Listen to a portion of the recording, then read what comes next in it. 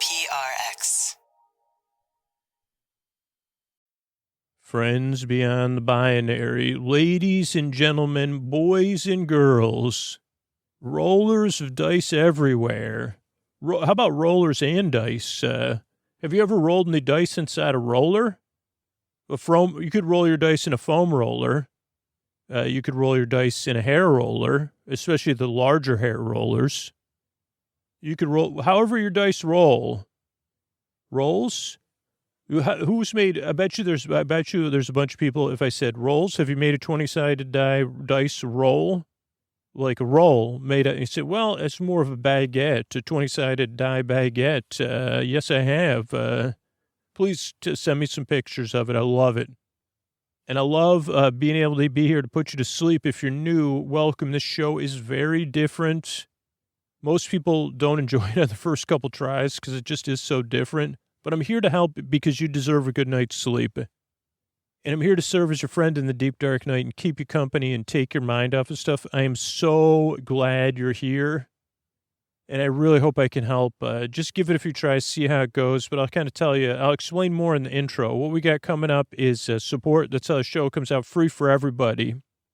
Then a long, meandering intro, which is meant to ease you into bedtime, where you could get to know me and the podcast a little bit better.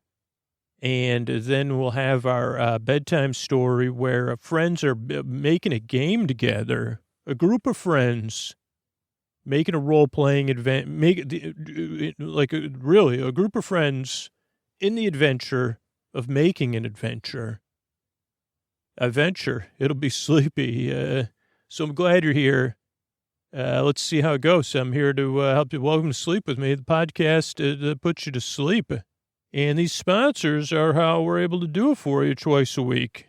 All right, everybody, it is Scoots. This is where I talk about the Patreon. It is time to set your reminders to check out the Patreon tomorrow. So I heard from more and more recent patrons just tell people to set a reminder. We really do want to support the show because we know how good it feels when we support the show. We know about all that sweet bonus content, and we know we rely on the podcast night after night after night, and we appreciate the work that goes into the show. But really, it comes down to it really feels good to be a patron, but a lot of the recent patrons said the biggest hurdle is remembering in the morning. So right now, set an alarm for yourself. You could use Siri on your phone. Just press down the button and say, hey, SIRI, remind me tomorrow at 10 a.m. to go to sleepwithmepodcast.com/patron, PATRON, or hey, smart speaker whose name starts with a A or a G or whatever, or on your Android phone. I don't know how to do it. You could actually manually set an alarm or write a note and put it on your floor. Go to sleepwithmepodcast.com/patron tomorrow and support the podcast that puts you to sleep. Set a reminder right now. Go ahead. I'll give you a few seconds. That's sleepwithmepodcast.com/patron. Go to sleepwithmepodcast.com/patron. Okay, great. You got that set up. Thank you so much. And thanks ahead of time for setting that alarm, taking action. You'll be doing yourself a favor once you see all the amazing bonus content and what you can do with it, but you're also going to feel great about it.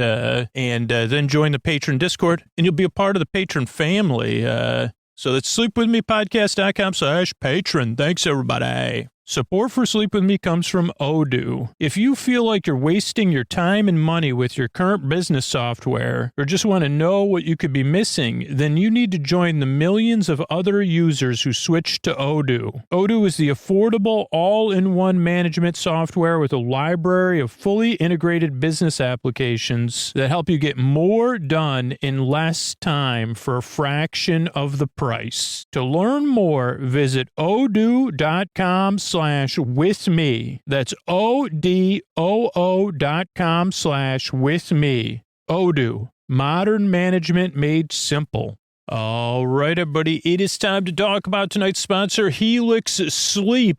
And I want to know what mattress you get matched with. Go to helixsleep.com/sleep and take that 2-minute quiz and then check out which model of Helix you want to get, because Helix has got this new collection, Helix Elite. They also have mattresses for big and tall sleepers, even a mattress just for kids. And if you take that Helix quiz, you can find the mattress best for you and your body, or you and your partner's body. And that personalized mattress is shipped straight to your door free of charge. Helix knows there's no better way to test out a mattress than in your own home, in your own bed. That's why they offer a 100-night trial and a 10 to 15-year warranty to test out your new Helix mattress. And the reason they have so many different mattress models to choose from and that handy-dandy quiz to match you with the right one, they got models with memory foam for optimal pressure relief if you sleep on your side, more responsive foam to cradle your body for stomach and back sleepers, enhanced cooling features to keep you from overheating at night, and every Helix mattress has a hybrid design, individually wrapped steel coils, premium foam layers, perfect combination of comfort and support. And like I said, I sleep on my side, I sleep on my stomach, I like to sleep cool, and that's how I got matched with the Helix Dusk. I picked the Helix Dusk Luxe, and I love this mattress. But you could find the best mattress for you by taking that Helix mattress quiz. Setup is fast and easy, comes straight to your door, delivered in a box for free. Helix mattresses all come with a 10 to 15-year warranty depending on the model. And Helix is offering 20% off all mattress orders and 2 free pillows for our listeners. You go to helixsleep.com/sleep. This is their best offer yet. It won't last long. With Helix, better sleep starts now. That's helixsleep.com/sleep. And you can take the quiz for free. I don't know what you're waiting for, because I'm sleeping so good. I want you to sleep so good too. So take that quiz. Let me know what you got. Thanks, everybody.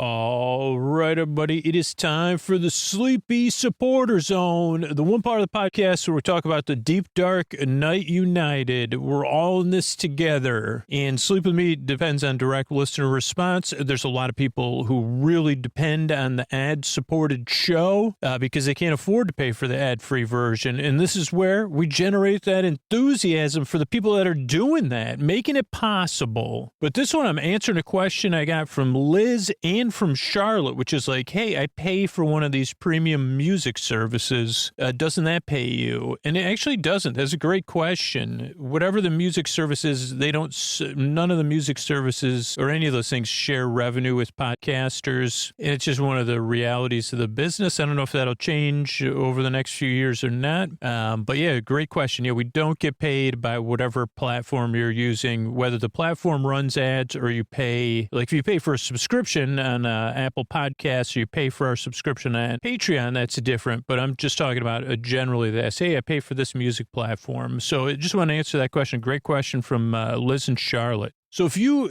want to hear your voice, your name on the Sleepy Supporter Zone, check out one of our sponsors. Take a quiz, download that ZocDoc app, check out Air Doctor, check out Progressive, our new sponsor Odoo, Polysleep, Helix, whatever it is. After you check them out, let the sponsor know about it. Let me know about it, especially if you support the sponsor, because then, I mean, obviously that's what they're looking for. But even knowing that people are interested in them and taking action is huge. So I appreciate everybody that does that. And you know what? I know now as a fact, there's so many people that appreciate it too, that are really, really thankful because they're getting ready to fall asleep here as we wind down the show. So thank you so much for taking action. And if you do that, you want to hear your name on the Sleepy Supporter Zone, I forgot. You fill out the form at sleepwithmepodcast.com/sponsors. Second part of the Sleepy Supporter Zone, you getting the support you need right now. There's links to resources if you're having a tough time. You could connect with, including international resources. It's also about being a part of positive change, not just saying Black Lives Matter, not just saying stop AAP, I hate, not just saying support Ukraine, but taking action, learning more. There's a couple things we've been doing this year. Supporting the Trevor Project. We were supporting the Orlando Park Stop fundraiser. You can still use their link, orlandoparkstop.com/charity, to support the Trevor Project with one-time or monthly support. Or you can join us in building hygiene kits for the Midnight Mission. Use a link in our show notes. And that's it. Mystery Bard, a lot of people help out on this show. Who are they? Chris Posty Poster Son sounds like an earful. Wrote the theme song. Edits episodes too. Carl W. the Legend. Also edits episodes. Ashley, Kenny, Scotty, Jennifer. Runner. Eric and the team at Astound are on the website. I am the Mystery Bard. I do the lullabies, yeah. I do commissions at JonathanMann.net. I'll write a song for you. Any reason at all. You can tell me the story and I'll make see the kindness shine straight on through when the listeners form their own Facebook group. Keith, Stacy, Sarah, Julie, and Jennifer. These are your moderators. Get support dear Scooter on Patreon. Buy the merch and support the sponsors. You can find anything you want at sleepwithmepodcast.com. And we're so proud that we could dance.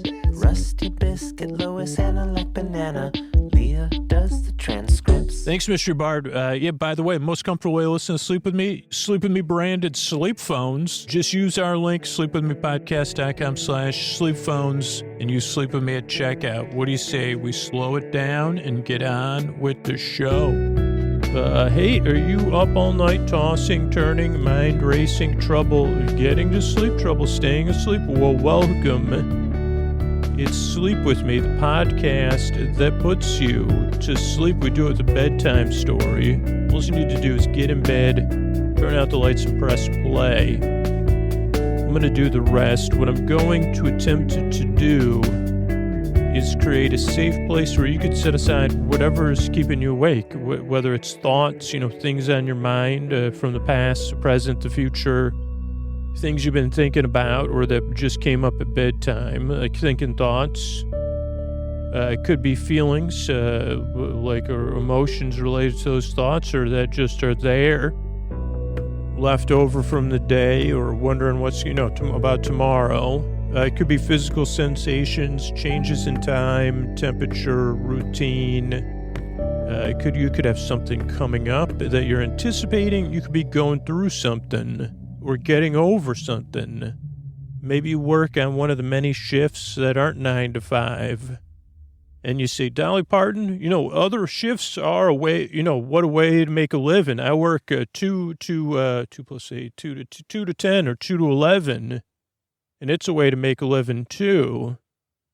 And she would say, you're right. Sometimes, it's all taken and no given, but it's a taken. You're working hard, whatever shift you're working.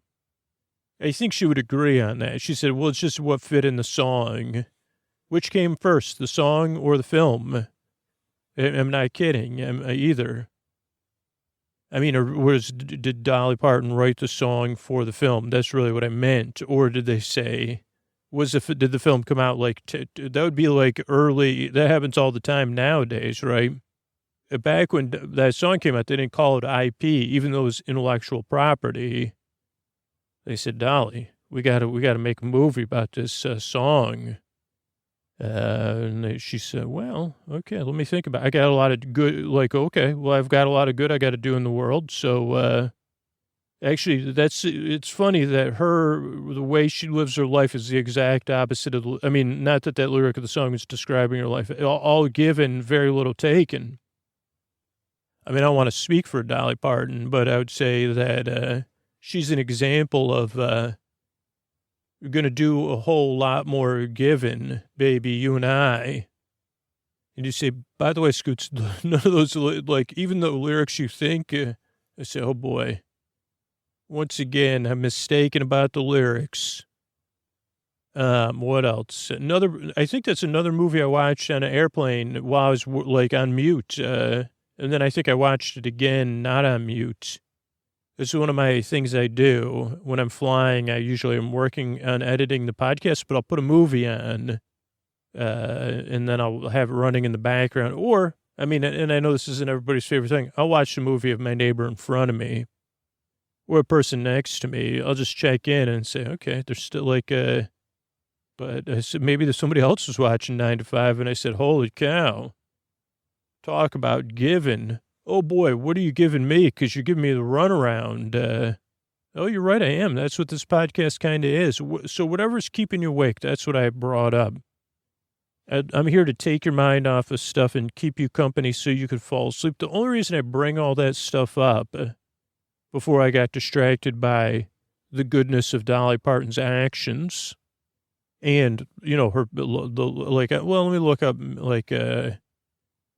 okay, song 9 to 5. It says it's by Dolly Parton. Let me just double check. Yeah, artist Dolly Parton.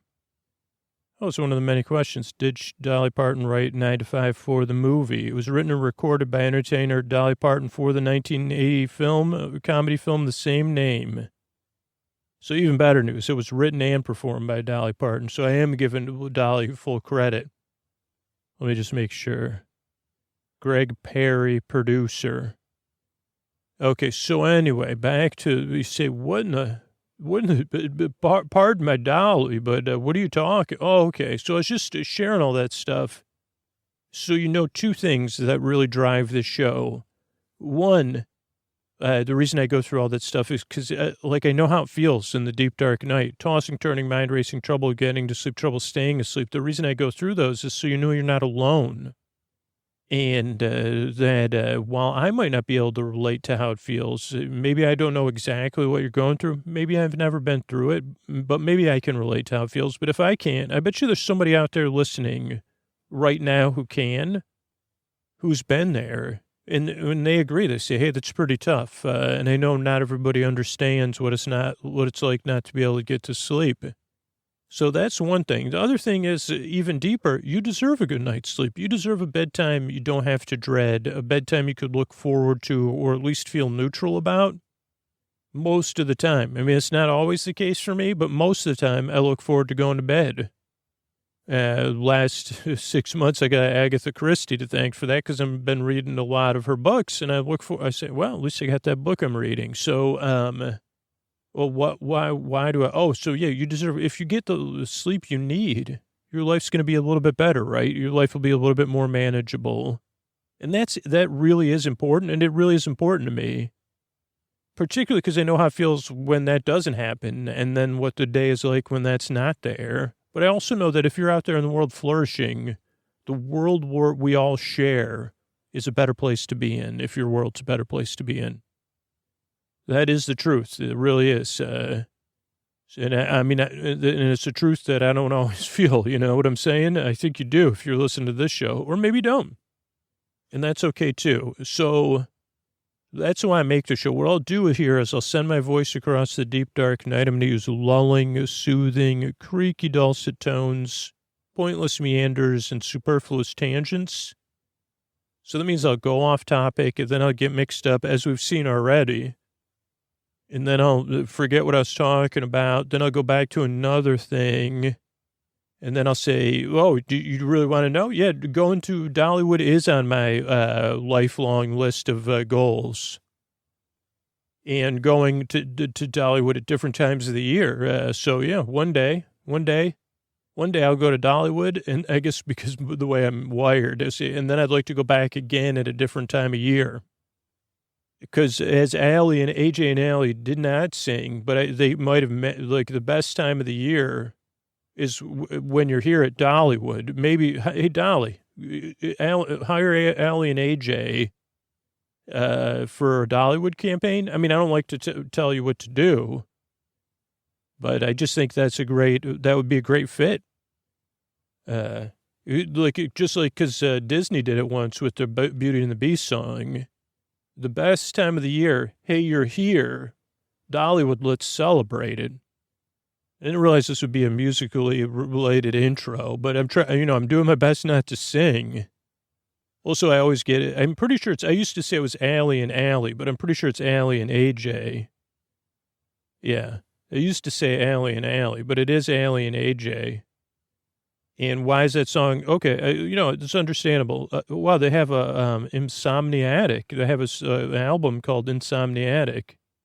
But for me, one of my daughter's first dance recitals when she was little was to that song. We're here, let's celebrate it. Okay, so the best time of the year. I think that was the name of the song.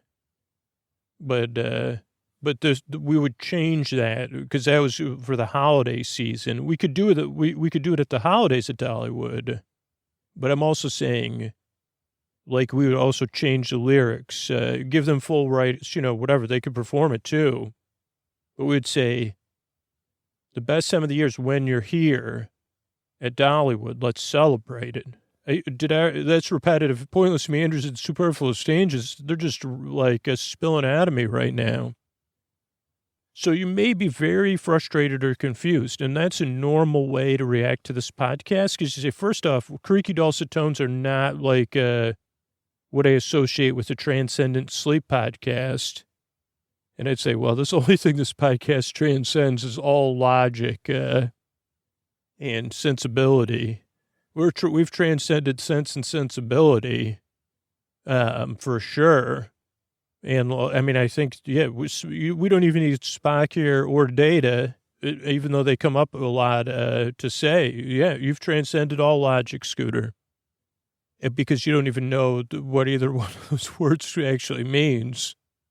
So, I mean, that's also, these are, but so, okay, so why are people frustrated when they get here? Well, one, if you've had trouble sleeping, you probably, paid a ton of money on a ton of different stuff, tried a bunch of different stuff, had a bunch of people tell you what to do. Then somehow you found this podcast, either someone recommended it or you were searching and you say, I really need to get some sleep here. And now this guy's going, like, I don't even know what is going on with this show. That's a normal way to react to this podcast. And that's why I have sleepwithmepodcast.com/no thank you to set up with tons of other sleep podcasts and stuff. But I do ask you give the show a few tries if you think like we might be on the same level. Or you say, okay, I mean, I do appreciate, like, I think we share some fandoms. I mean, if you like, but yeah, you could move on right away. That's fine. Like, if you already don't like me, just check out sleepwithmepodcast.com/no thank you. And check out one of the other great sleep podcasts out there. But if you're unsure, you say, well, I can't say I like you, but I'm not sure about you. I'd say, okay, let's keep it going then. So that's one of the reasons. It's just like a million people have said, took 2 or 3 tries for me to get used to the show. That's including most of the people that pay for the podcast at this point. Though I do hear from people it works for on the first try. And I say, well, that's great. That's great that we're really connected. Like, if it's going to work for you on the first try, that's awesome, because that means you really get it. But it does take a lot of people. So what else? Why does it take a lot of people? Well, one, this is a podcast you just barely listen to. I mean, clearly, if I've transcended all logic, I didn't do it in a way where there's any, like, I transcended all logic in a way where it's like a dimmer switch, not some foggy lights from the heavens or there's no ethereal music playing. You say, okay, so you transcended the logic. Okay, I get it. Like a dearth, maybe, or do you misuse dearth? And I say, I misuse that other word where there's like an oversupply all the time, but I can't even think of it right now. A glut. So yeah, I don't know. But okay, so it does. Oh, for listening to the show, I mean, I think an example would be tomorrow morning. The regular listeners are going to wake up. Some of them are going to have fallen asleep, and they're going to say, oh, boy, we got a couple, like, they're going to suddenly find themselves looking up one or two, got a taste for Dolly Parton and Allie and AJ this morning. Don't know why. I wonder if they've, and they like, and they say, well, you look so rested, honey. What was it, Scooter? I don't know. He may have been talking about, I don't know. I think he was talking about some sort of, I don't remember. I just slept so good, but I don't know. I want to look up those two see if there's any good playlists with both of them on it. Both groups, I mean, like Dolly and Allie and AJ, or all three. If Allie and AJ broke up, please don't tell me, because, it'll just be like, I'll never get this intro done. Luckily, I don't do it live. That's one of the reasons why. By the way, Scooter, you were correct when you said all three, because now they're putting out, competing out, now one of them put out the worst time of the year, and then the other one put out the worstest time of the year. But then Dolly Parton put out the worstest time of year, and now they're back together. And that was all fixed in your imagination, but luckily that's where it occurred. This is also a podcast, believe it or not, this is a podcast that doesn't put you to sleep. I'm here to keep you company while you fall asleep, to be your boyfriend, your borbay, your borsib, your borbud, your borber, your neighbor, your boyfriend in the deep dark night, to keep you company so that you can fall asleep, to take your mind off of whatever's keeping you awake and to be here for you with some stuff that's like humor. And you say, you're almost funny, Scoots. And I say, you're right. It's like barely amusing. Like I say, it's like I'm in the amuse-bouche of amusement. And like, I kind of have somewhat valid ideas, but you forget about them. But I'll remind you that it is that, like, I think the workable campaign 2025, it'd be great if you could, I wouldn't want to go there for the launch of the campaign.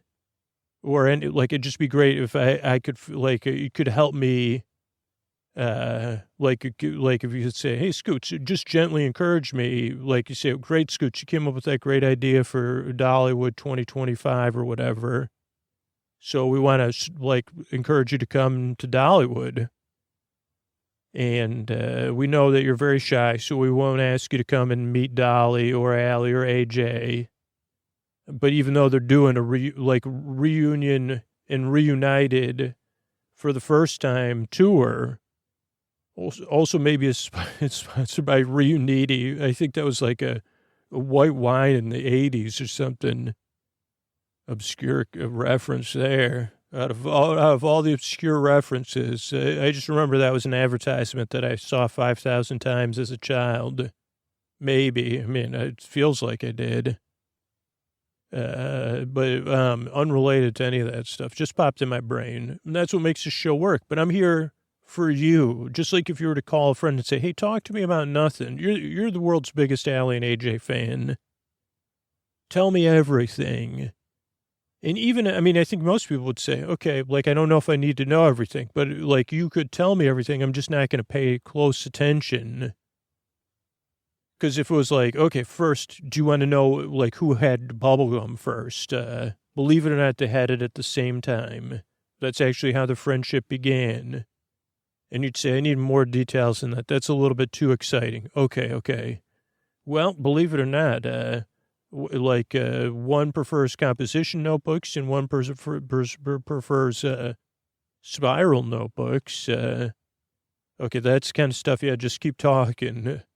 If that happened on the phone, your friend might say, hey, I can't do it every night, for you. I could do it once a year. And then I'm out of Allie and Age. I don't have any other material. So that's just how the Spycast works. I'm here to be your friend in the deep dark night. The other thing that throws people off is the structure of the show. It's very intentional. But you can adjust it as you become a regular listener, but it's just so it can benefit the most people and go out to the most amount of people. So it starts off with a greeting, friends beyond the binary, ladies and gentlemen, boys and girls, so you feel seen and welcomed in. Also, I say something silly. I was talking about bread and 20-sided dice or something. So you say, okay, I get the idea. This is going to be a little bit different of a show. Then there's support, so the show could be free. You can pay $5 a month and you can get ad-free episodes if you're a regular listener, but that allows most people to listen to it. Then there's a long meandering intro, which is separate from the support. And I just point that out if you're a new listener, because it's important, because the intro goes who would want to, it'd be great if you fell asleep during this intro and you said, I have no idea what he was talking about, but I think I'm going to watch that movie too. So, the intro, though, is not meant to put you to sleep so much as it is to set you up for sleep. So the intro is different every time. So whatever keeps you awake, it can't quite get used to it over 1,700 episodes at this point. Is that how many I've made? Or is it 11? No, I think it's only 1160. I got carried away. Almost 1,200 episodes. Maybe, I don't know. Is that really? I have no idea. But, they're different every time. So yeah, you can't quite adjust. You have something to look forward to, just like I look forward to reading Agatha Christie right now. And then next time it'll be, now I'm going through a different author or whatever. So, That's what the intro does. It eases you into bedtime. Some people are in bed getting comfortable. A few people are falling asleep. 2% of people skip the intro. But for most listeners, they're either in bed getting comfortable, getting ready for bed, or they're doing some other wind down activity. So just kind of see how it goes as you become a regular listener, what works best for you. Then there's, again, support so the show can come out for free twice a week. Then tonight will be our episodically modular series. I think the working title is Journey into the World of Friends. And I did this, seriously, this series has already taken on an episodically modular life of its own, where it's kind of changed my plans in a very good way. Like, so, and it's just about a set of 5 friends working on making a role-playing event, like a role-playing game, a campaign versus an adventure within a role-playing game where they'll be kind of playing, but they're really playing with the idea of play. The adventure of friendship, really, that's what it's about. I mean, it truly is. But don't worry, the adventure and friendship part, just like we know how that is in real life, it'll be buried deep in the subtext of the adventure of writing a role-playing game together and all the tangents that could come with it. That's how I make the show. That's why I'm so excited about this new series, because I say, holy cow, who would have known how many opportunities there is for digression in details with these characters making a role-playing game together. Or they're not making the game, they're making the adventure. I don't think it's a campaign, but it's not you couldn't play, I don't think you could play their adventure in 8 hours either. But anyway, so that'll be the episode. Then there's thank yous at the end. I'm so glad you found this podcast if you're new or you're a regular listener. I love, love, love making the show. This is like my second or third episode back in the studio after not being able to record for a little while. And it's really an honor to try to put you to sleep. I love, I know how it feels, right? So the idea that I could help you on a regular basis or through something it really gives me a lot of meaning, and it's fun for me to do. Though it does take a team of people working on this show. It's something I'm really lucky for. So thank you for those of you that empower me to do it. And I work really hard. I yearn, I strive. I really hope I can help you fall asleep. Thanks again for coming by. Here's a couple ways I'm able to do it for you for free twice a week. All right, everybody, it's time to talk about tonight's sponsor, ZocDoc. And I don't know if you've ever been looking for a doctor. You ask everybody you know, you're looking for a recommendation. You know, a doctor who actually listens to you, understands you, somebody you feel super comfortable with. And then finally, after all that searching, you find the one. A doctor that checks all of the boxes, emotionally, specialty-wise. You get their number, you reach out to set an appointment, you talk to the receptionist, and you find out the doctor doesn't take your insurance. And then you get where the steam's coming out of your ears, the tears are rolling down your cheeks. Well, here's the thing. ZocDoc has fixed that for you. ZocDoc is a free app where you can find amazing doctors and book appointments online. We're talking about booking appointments with thousands of top-rated, patient-reviewed doctors and specialists. You can filter specifically for ones who take your insurance, are located near you, and treat almost any condition you're searching for. And these docs all have verified reviews from actual real patients, not bots. The average wait time to see a doctor booked on ZocDoc is between 24 and 48 hours. That's it. You can even score same-day appointments. Once you find the doc you want, you can book them immediately with just a few taps. And I'm out of town right now. I literally was just using ZocDoc for poison ivy. And tons of docs came up. They had times, including times right away where I could see a doctor by a video appointment if I wanted to. And I love those patient reviews. So that's the great thing about ZocDoc. I use it. I just used it, and you should too. Like, I love knowing that ZocDoc is there whenever I need it. So go to ZocDoc.com/sleep and download the ZocDoc app for free. Then find and book a top-rated doctor today. That's ZocDoc.com/sleep. ZocDoc ZocDoc.com/sleep. ZocDoc.com/sleep. Thanks, everybody. Sleep With Me is brought to you by Progressive, where customers who save by switching their home and car save nearly $800 on average. Quote at Progressive.com. Progressive Casualty Insurance Company and Affiliates. National average 12-month savings of $793 by new customers surveyed who saved with Progressive between June 2021 and May 2022. Potential savings will vary. All right, everybody. Welcome to our episodically modular podcast, Journey into the World of Friends. I think that's what it's going to be called. Journey into the World of Friends. Journey into World of Friends. I think that's what we're calling it. This is episode 2, but it is episodically modular series, which means you can listen to them in any order. And Journey into the World of Friends is about a group of friends making a role-playing adventure loosely based on some rules of a popular role-playing game, but they're kind of building their own adventure based on an adventure they took a few years ago. But really, it's about the adventure of friendship.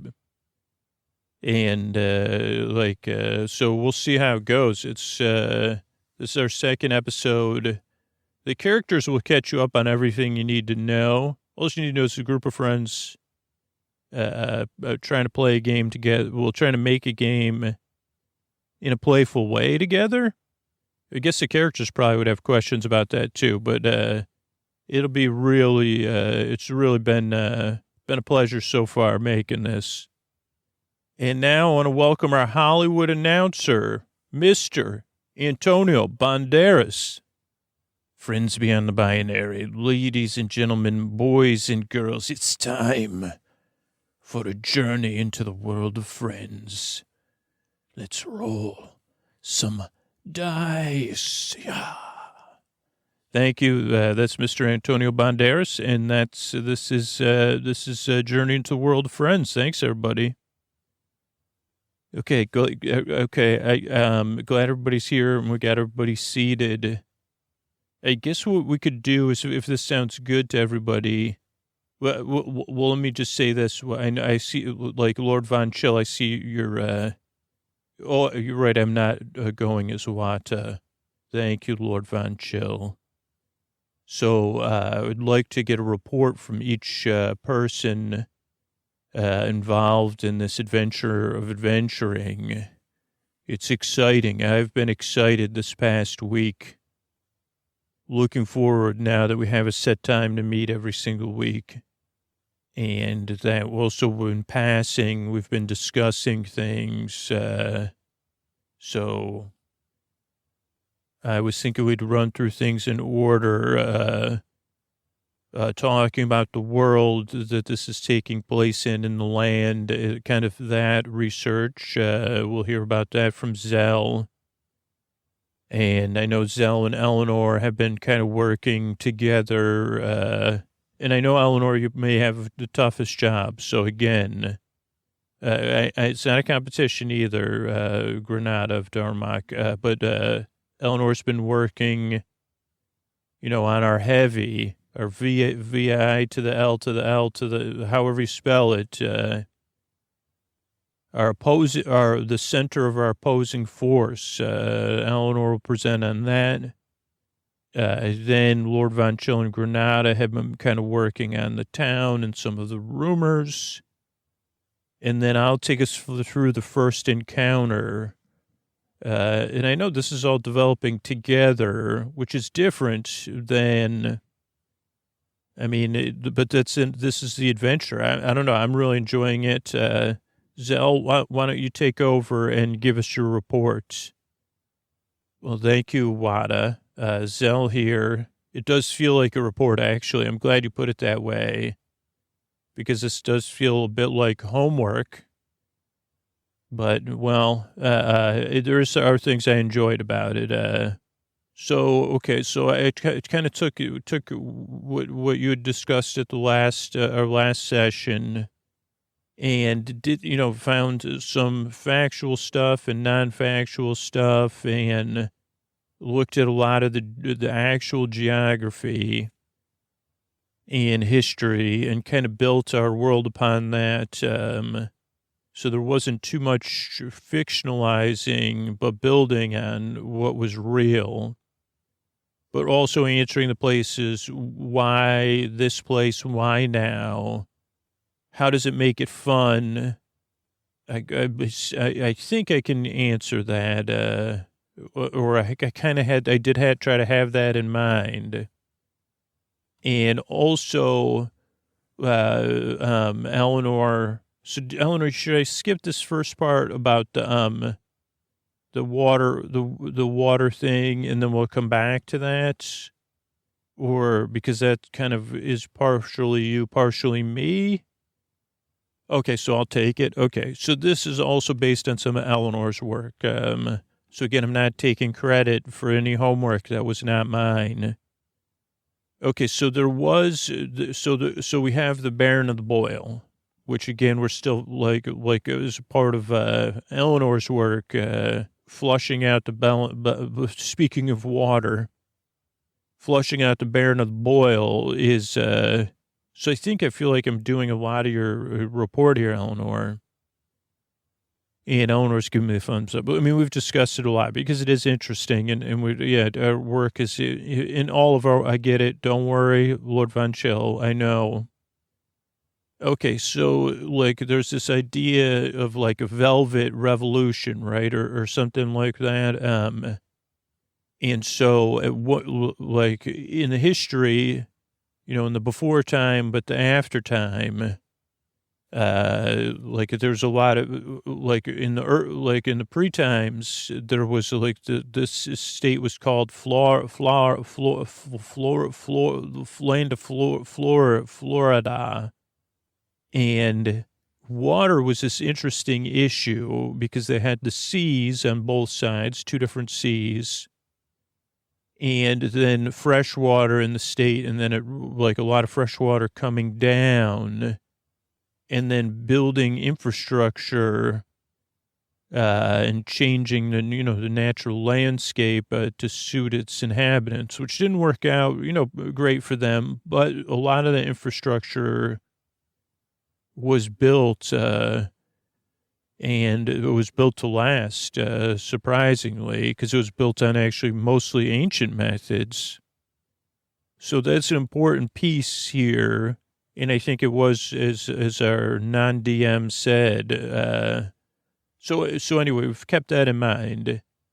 And it was Eleanor that came up with this idea of, okay, so what if there was, the war for water was a war without battles? And that's what brought the Baron of the Boil into power and leadership, because you did do the roles, which said that, it should be like a leader in power, like the backstory for our game, right? But it was an underworld leader. So we were kind of looking at some of the history and some of the like fictions, and said, okay, well, more than likely, in our world that we're talking about, that the game's taking place, water would have been a source of as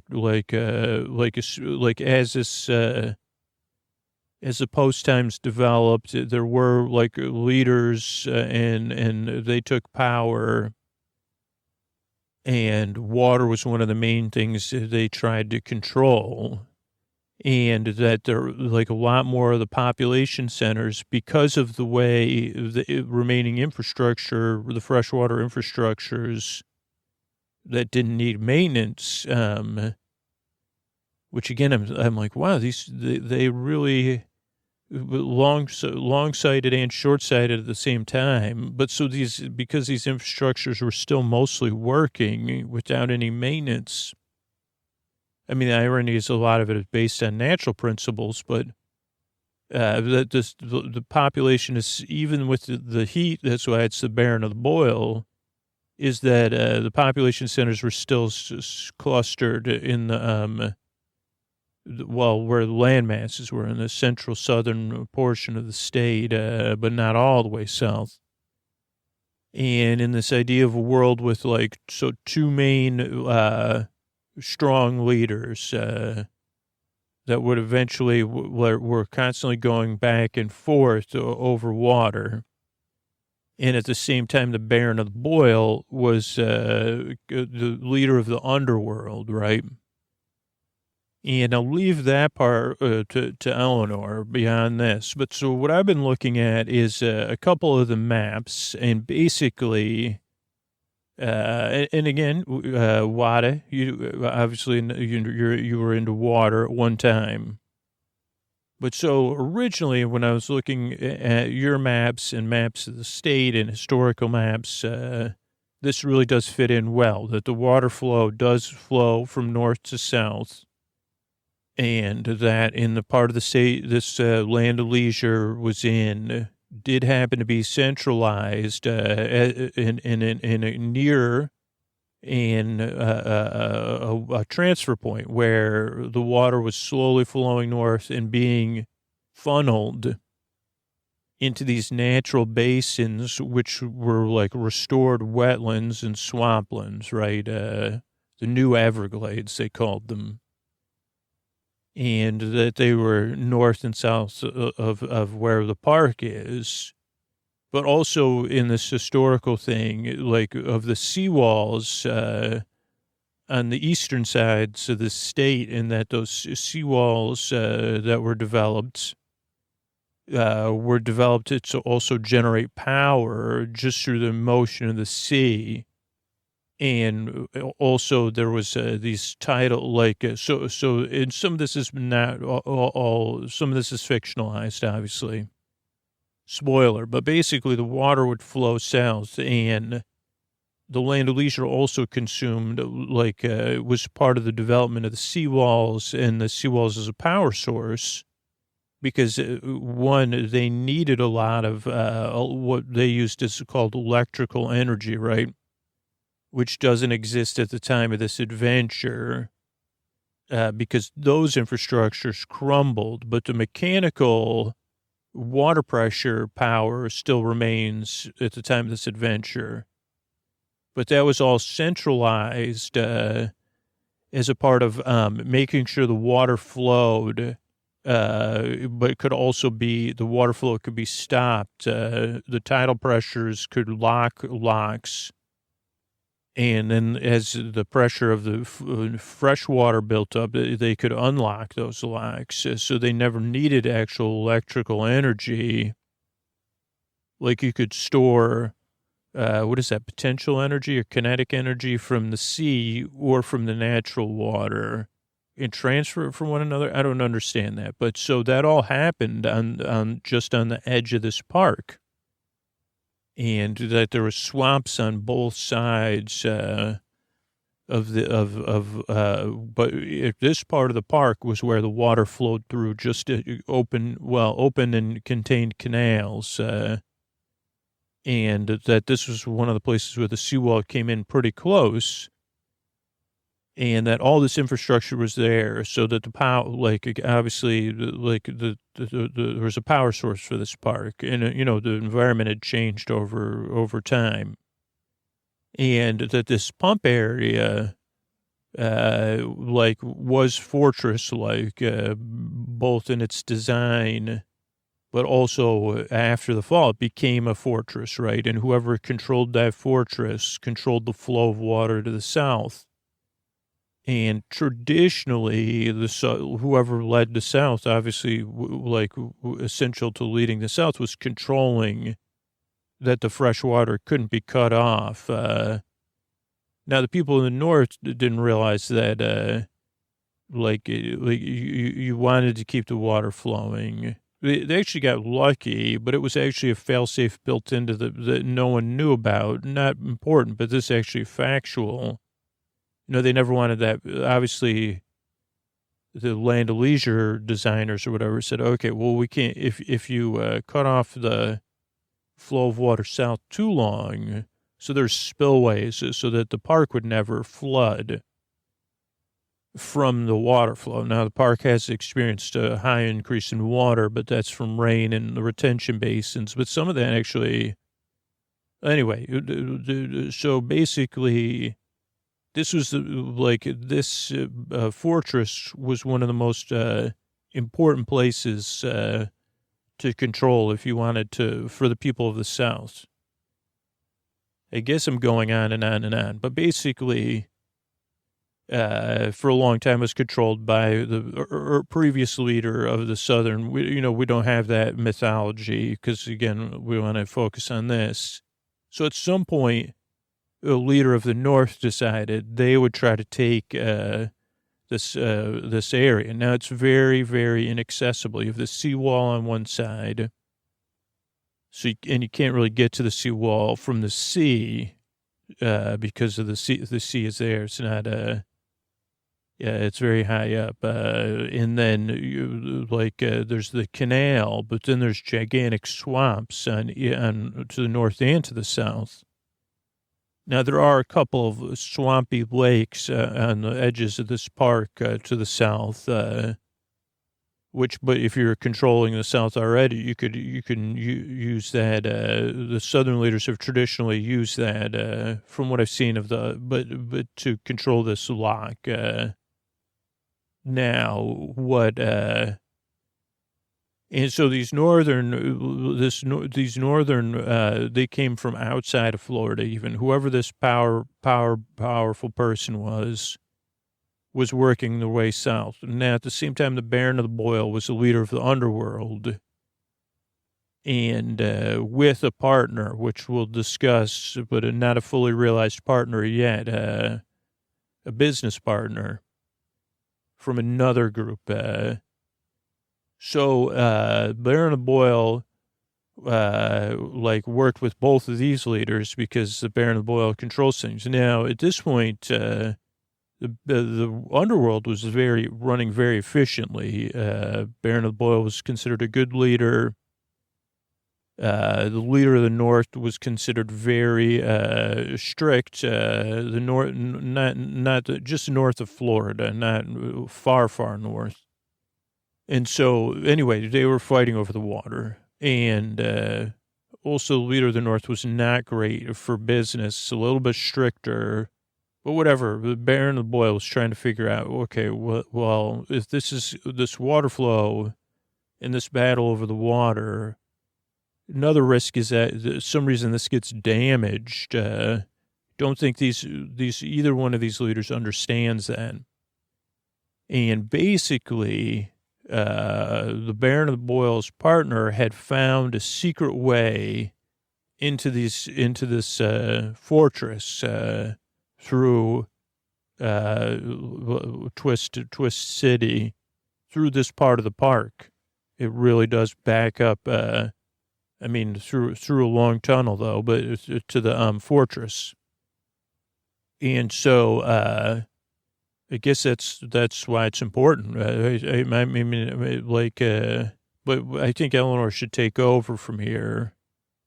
Oh, thanks, Sal. Yeah, so that's some great coverage. Don't know how much more I have to add. I'm still, to be honest, I could use everybody's help on this villain.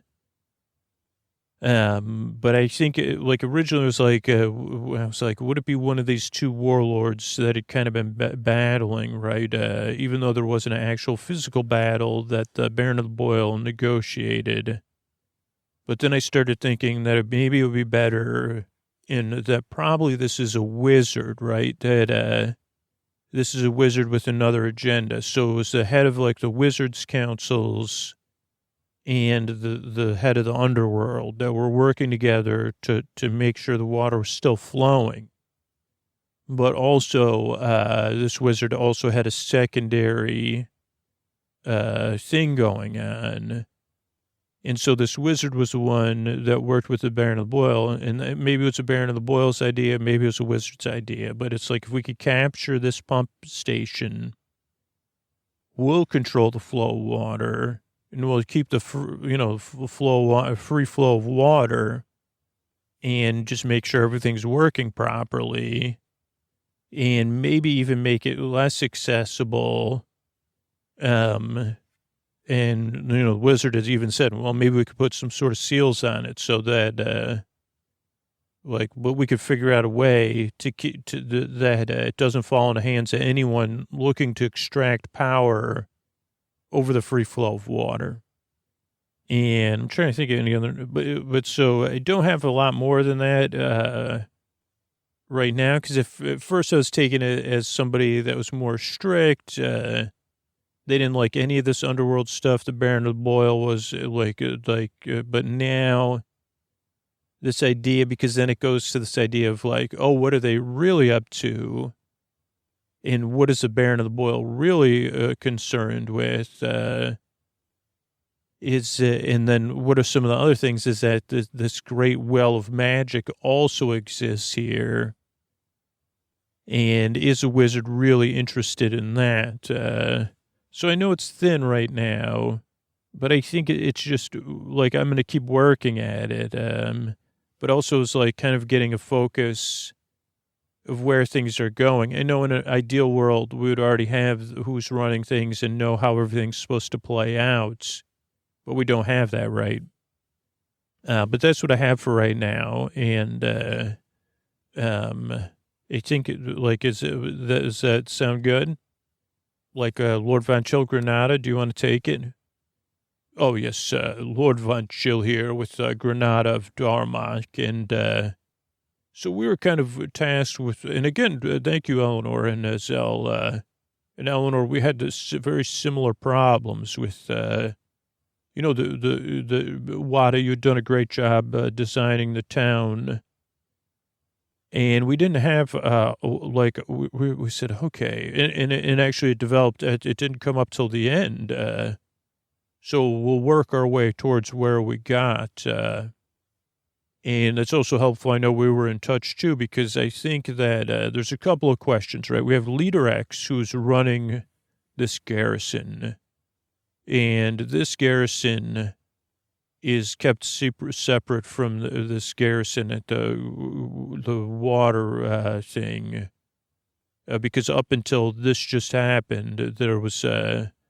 So again, I think we still have to work on this of like, why isn't this a known way? So maybe there has to be a secondary way that's traditionally used, that's a famous way to access the pump house, because that would have been the focus of the battle or the original water war, right? Because if this was the only, so this must have been a super secret way.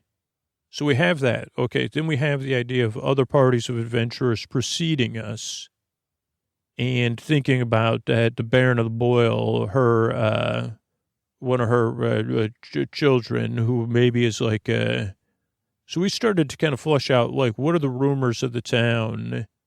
And then by brainstorming the rumors, kind of looking at what would be true or false, but also trying to take this idea that, Eleanor, you actually didn't, quite expand on, but that there's already work being done.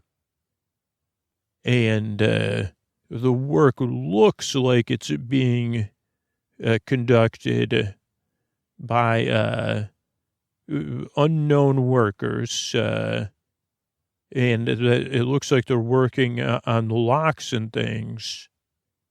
But really... they're kind of have a dual purpose, which is, again, trying to dig into they're up to something else, right? This is Granada. Yeah. Like, I agree. And I see Eleanor doesn't want, because but that's still an unknown, right? Because the original idea that we had all discussed was, okay, well, what if the workers who will learn are from the ride are, working on developing some new level of damming up the locks or some other. So, I mean, that was the original thing because the water flow has stopped. I think we forgot that part or pointing it out. And then, so then getting into the kind of rumors is, in motivations and, who's good and who's going to cause complications for this party is Leader X. And I think thinking of when we thought of the rumors, it's like, okay, well, there's going to be rumors about Leader X. Who is Leader X? We don't know. But is Leader X actually loyal to the Baron of the Boil or not? And that some of the rumors would have revolved around that. The rumor that one of the Baron of the Boil's son was in a party that has gone out adventuring and not returned. Was one of the Leader X's loyal or family members also in that party? Like, does any of the party members have some secret connection to Leader X? The other thing is there a rumor about the Baron of the Boil, that the Baron of the Boil is just a puppet? Is the Baron of the Boil who they seem to be? Obviously, we want the rumor to come out that there is this, like, maybe there's a wizard who's traveling again at the pub or staying at we think there should be an inn. Because, again, we're thinking about how repopulating this with people who are going to give out information or for first level so they can level up. But that there is this idea that there's this great well of magic beneath the ride.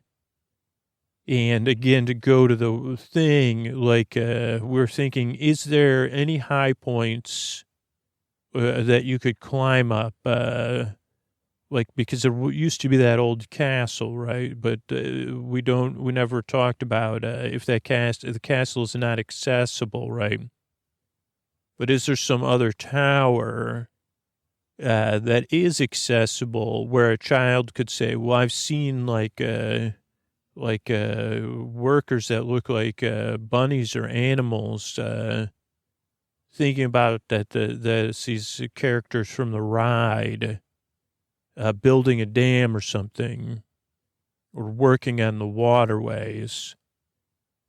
So again, the focus is not on the magic well. The focus is on this, whoever's behind all this.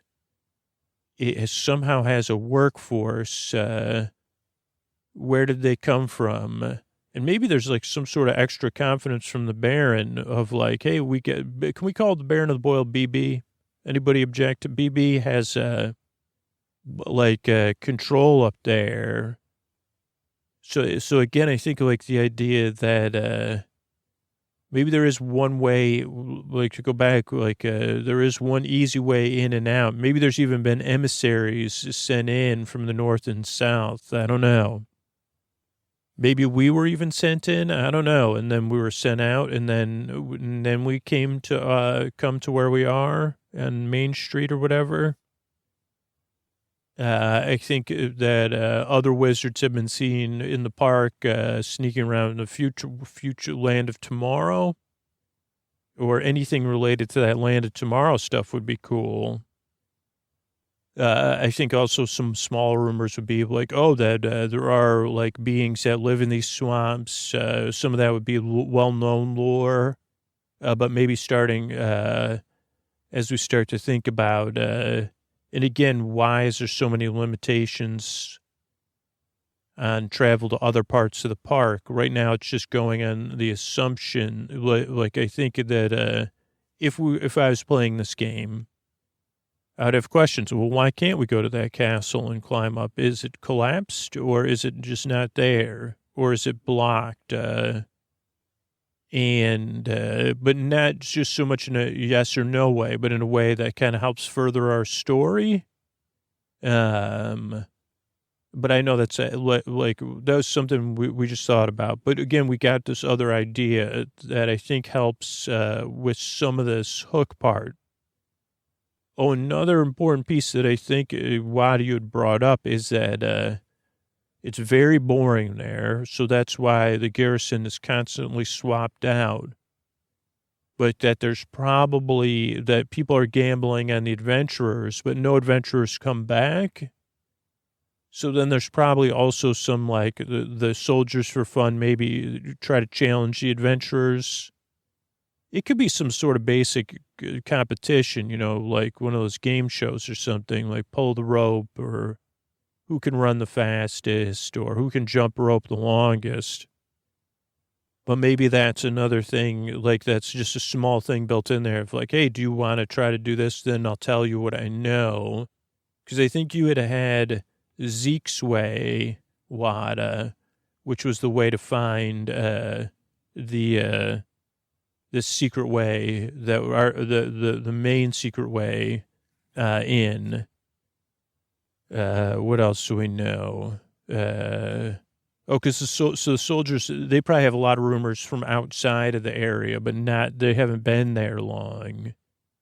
Then we had this idea that's, again, based on history, but again, combined with magic of this, instead of an oracle type character, there were these machine oracles.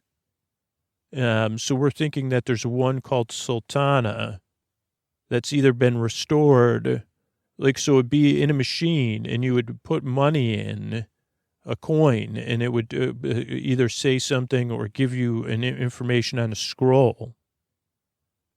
And so we think that this would actually be something real, but it may be confusing. It may not always give out. But and then we said, well, okay, so would each party member meet privately with this oracle, Sultana?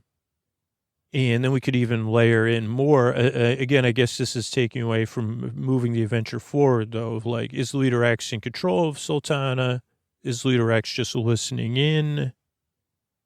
But I think realistically, based on, again, real history and why we're interested in that, is that the Oracle actually does speak not just the truth, but the Oracle will represent the interests of the park itself, which again goes to our whole real mythology, and we could layer it as deep as we want, but that the Oracle is saying, like, again, either giving the party a quest or each individual member of the party a quest, is depending on motivations, to say, hey, you got to put a stop to this because this could throw the whole balance off, or there's something else, like it could be just vague, like there's something bigger at stake here.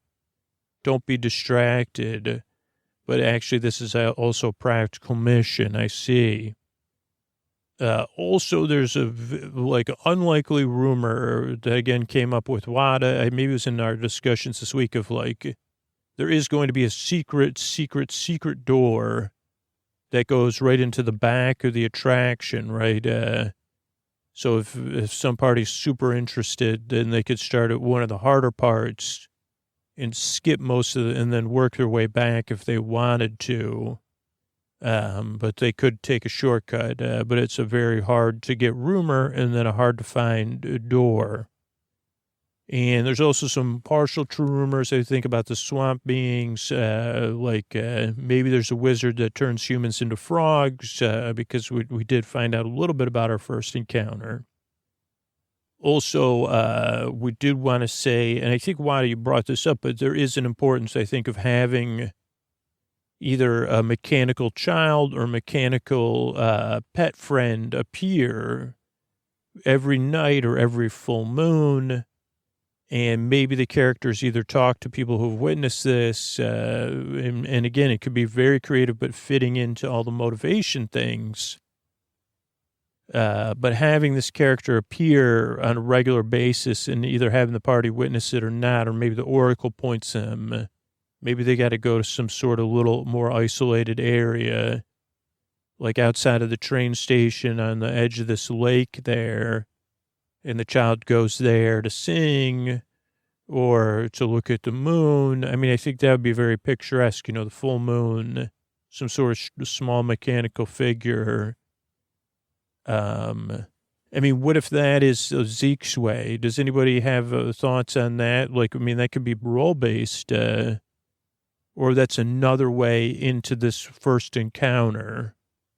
But I think that's all we have. They feel as they're being watched. Oh, no, that's you. Okay. Take it away, Wada. Okay, so, all right, so we're basically going to go to the first encounter.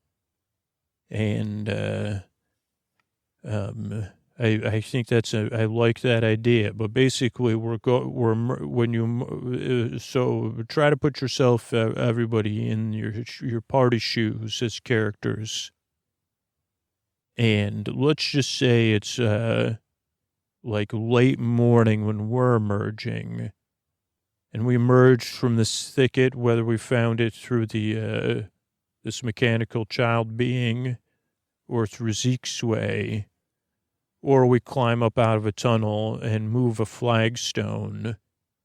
We emerge in a large open plaza, strangely devoid of, not all plant life, but unlike the rest of the overgrown things we've witnessed so far, this is just a large open plaza. Now, we're at the southern end of this plaza, kind of the southeastern, kind of coming in at a southeastern angle where this canal is. Just cutting off if it was a square, we'd be just cutting off the lower right-hand corner, coming out of that lower right-hand corner. And, okay, so we're standing looking north, west, and east. And to our south and west, to our southwest and direct south and southeast is all thick swamps, just like what we came through, some of this magical, impenetrable forest type stuff. Now now on the northeastern side, if we're pretending this is a rectangle, is like not just thicket, but collapsed rock and metal and rubble. That seems very, very high and looks foreboding. And then to our left or our west, on the kind of western side, we noticed some openings, some large circular openings about 10 feet in diameter or larger, maybe 4 large circular openings all along the western wall of thicket and swamp growth. And that's probably maybe, what do you call it, 100 feet, 300 feet? I'd say 300 feet. And so then about 300 feet in front of us to the north is the facade of Welcome to the World of Friends, or World of Friends. And it was the facade on a gigantic building, and some of it's overgrown, like on the west and east sides are more thickets of swamps growing right up to the facade. And the facade is kind of green and mossy, and some parts are broken. And then in front of the facade is this clock tower jutting out from the facade. But it's all still standing, though there are some broken parts, and the clock tower is still standing. And again, even maybe without prompting, your party gets a sense they're being watched. Also, like before we emerge, we would have rolled a thing to see if there's anything else, if there's any random encounters, right? Because there is a chance, particularly if it was a different time of day, that we would have a different encounter. There could be random encounters from beings from the swamp. There could be encounters from something else that I'm going to give a slow reveal to. But right now we'll pretend that the plaza is empty. It's just a large empty plaza. And I just want to see where your questions are. Okay, so this is L. I guess the two things I would say as a party I'd want to look at are those big circular things. And is that rubble on the right, like, could we climb up there and get a better look? Those would be anybody else? Yeah, Granat of Darmok. I would, let's figure out the rubble first. Okay, so the rubble is very dangerous and loose. So you could climb it, but it does seem very loose and a lot of loose rubble and a lot of strange plants. Okay, so So let's just say I rolled like I examined it for safety and I rolled something very high. What would I discover? You'd discover that you'd also have to roll again a very, very high roll to be able to climb up it. And then if you did climb up it, what you would see is it doesn't quite reach up above. You'd be able to see just down and onto the plaza, to the west of the plaza. You'd see that those thickets eventually end, well, the thickets with the holes in there's a swamp beyond there, a small one. Maybe you kind of see some other parts of the park. I don't know. I haven't thought that out. In front of you, you're just you can see the higher parts of the facade of it's a small world or World of Friends, and then to your east, you could see, maybe you could see Land of Tomorrow, I guess, because that is to your east, beyond the thicket and the canal. And even to your southeast, you could see some of where it came from on the main town square. Okay, and if I moved forward, would I be able to get to the facade? No. And you also make a lot of noise, no matter what. So like a lot of rocks are falling and stuff if you try to move closer to the facade. Okay. So, I mean, is there any chance someone would want to like try to get on the roof of the facade? Yeah, I mean, we could discuss that, but I'd have to think about that this week. But maybe there's like it drops off into the thicket before. Maybe, right. We'll think about it. Okay, this is I'd like to check out these, at least just let's walk over there and look. Okay, and again, we'll be rolling every, I haven't determined the passing of time, but for random encounters, particularly coming out of these holes, but they can be investigated. And for now, we're assuming nothing's coming out each roll. Okay, so let's go. And we look at them and we get pretty high rolls. Okay, you notice that the holes are, if you really get a high roll, you say, it looks like they're like very smooth, but there's also some slimy stuff and, but also smooth. Okay, interesting.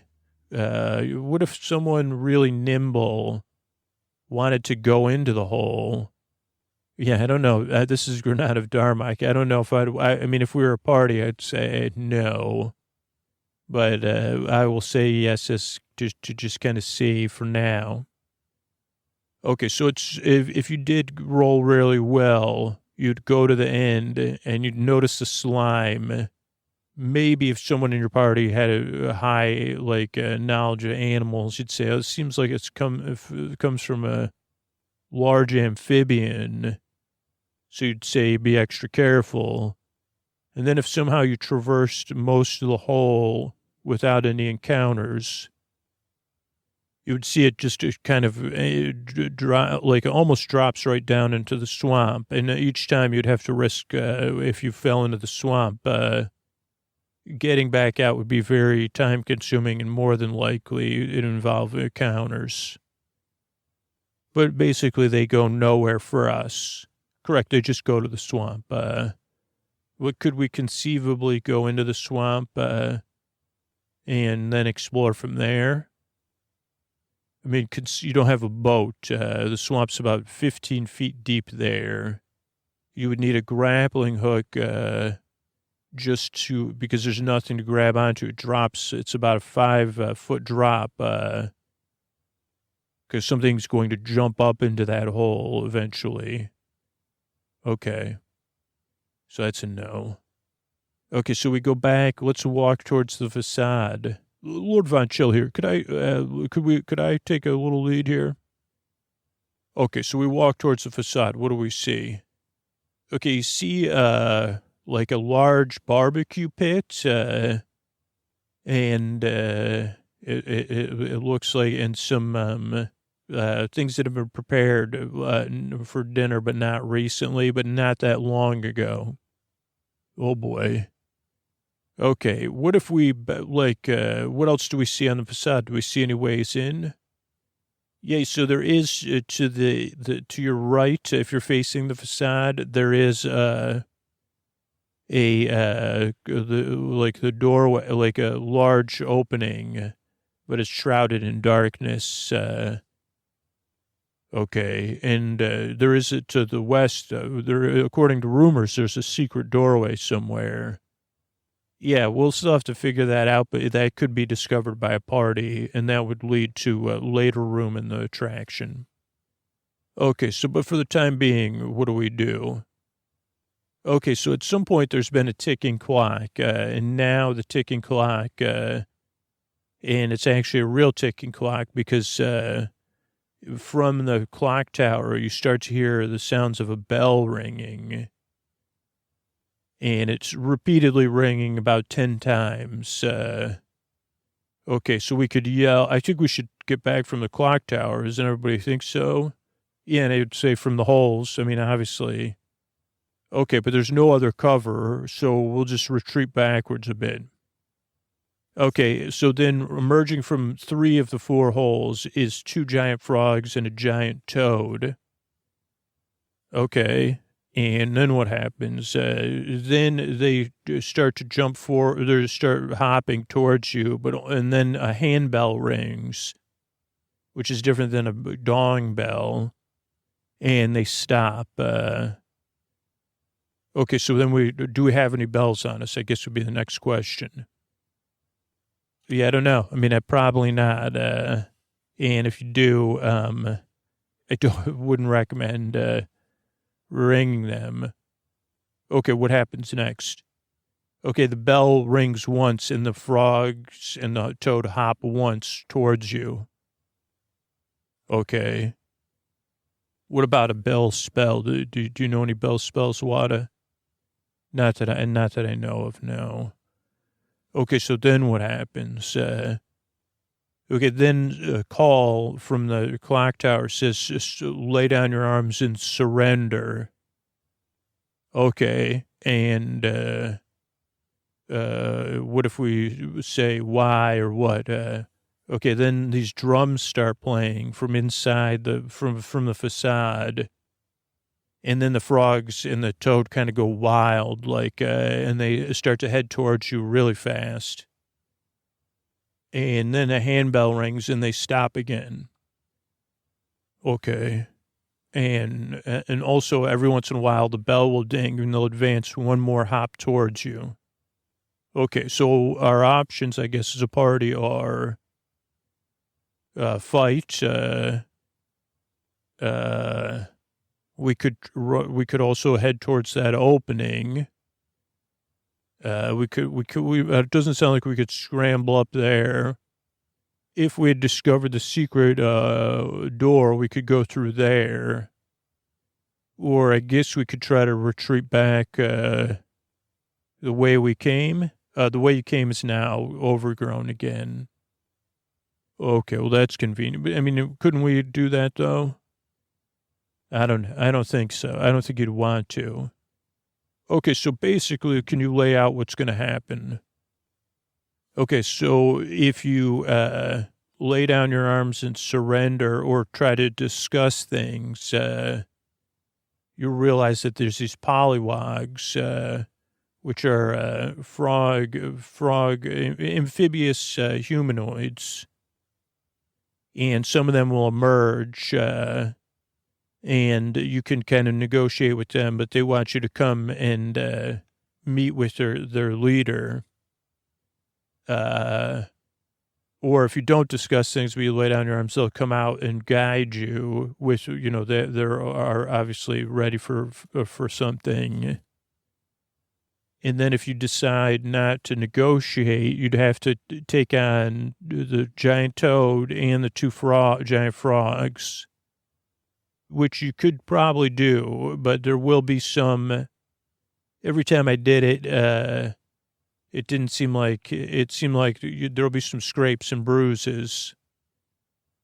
And if you decide to retreat into the building, you'll realize that that's kind of their headquarters, and they have like that's the next room we're going to go in the next encounter.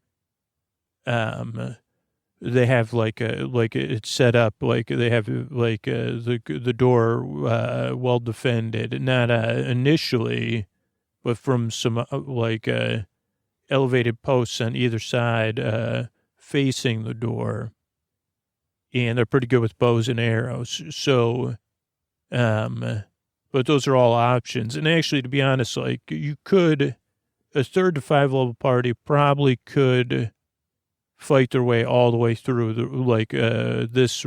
frog and the 2 frogs and the toad, and then deal with the pollywogs. If they wanted to, but it would take a lot out of them. So that is possible. Okay. So, but so that like obviously what will lead us to is the next room, the next encounter. Yeah, for next week. Okay, so what do we have? What work do we have for next week? Okay, so for next week, I'm thinking, we're gonna have there'll be information that the pollywogs will have that we'll need to get from them. There'll be a pollywog leader. This is basically their home, this room in this plaza. That's why the plaza is well worn. And the frogs and the toad work with them. They go through those holes too to go out fishing and stuff, which if you would have examined that, you'd say, oh, those are from fishing or from large skeeters and stuff. That's what they mostly subsist on. But they're willing to negotiate with you. And they'll also tell you that they've negotiated with the, they're allowed, whoever's running things on the other side, they're allowed to just keep the peace. They're just not supposed to let anybody in. But they've had to change their heart, but I don't know. I haven't figured that part out yet, but so we'd have to figure that out.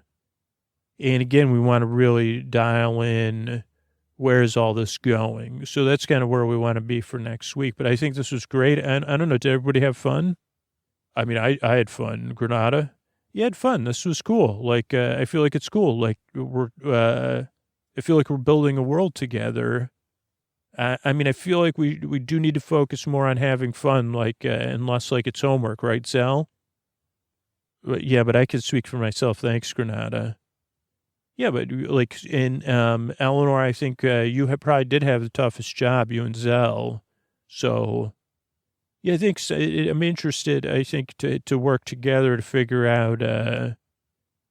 I think we do need to spend like half our time on the end and then half our time on what's coming up because this is basically the beginning of the venture once we get past the pollywogs, right? So, like, I think setting that up and maybe tying that back into the Oracle, that most of the ride is going to be in sync with the Oracle, but maybe not all of the ride, which is another conflict that we could deal with. Okay, or Eleanor, I think we're all speechless on that's a great idea. So I can't wait to see everybody next week. And I mean, we're going to see each other no matter what a bunch of times. So let's keep going on this adventure and let's get some rest. All right. Good night, everybody. All right, everybody. I want to thank everybody who took the time to fill out that survey on our sponsors page. And really, it helped so much because it let me know. I mean, the largest number of responses we got was people that are either in a position to support the show or just don't are like, well, I don't know. But that they get so much value out of the free podcast. It is a huge reminder that we're all in this together. So I want to thank Bryn, Patrick, Audrey, Megan, Crystal, Kia, Rory, a couple of people who didn't share their names, Sebi, Clara, Aaron, Charlotte, Ashley, and Merritt. Thanks, everybody. That's just one group of people that took the time to fill that out. And let me know. And a lot of people shared, their stories of how the podcast impacts them. And so, yeah, I really appreciate it, and couldn't do without the people that support the show directly or support our sponsors. That's how we are able to come out free twice a week. And couldn't do without all of you. And we grow as a podcast by people spreading the word about the show. So if you do that, just let me know at that same page, sleepwithmepodcast.com/sponsors. Like, fill out the survey there so I can say thanks. And yeah, here's either a Tuck You In sponsor or Scoots. That's how we're able to keep the show going. And all these, whatever we got, 500 or 600, 500 episodes in the free archives, 575. Is that what it was? I don't know. But thanks so much and good night. Hey, everybody, this is just your reminder, Tuck You In reminder to set an alarm tomorrow. If you're listening to this, you're hearing this, you're going to want to become a patron. You don't want to miss out on the subscriber summer, all the extra bonus content we've been putting out. If we get a few hundred more patrons, we'll be able to put out tons of extra bonus content, as well as putting out 2 free episodes a week. But set yourself a reminder and say, hey, yeah, this podcast is important to me. I want to remember tomorrow to support the show. So sleepwithmepodcast.com/patron. Say, hey, smart speaker, hey, phone, remind me tomorrow. Go into your calendar right now. Set an appointment for 10 a.m. tomorrow to go to sleepwithmepodcast.com/patron. Sleepwithmepodcast.com/patron and sign up to support the show that's putting you to sleep on a regular basis. Thanks.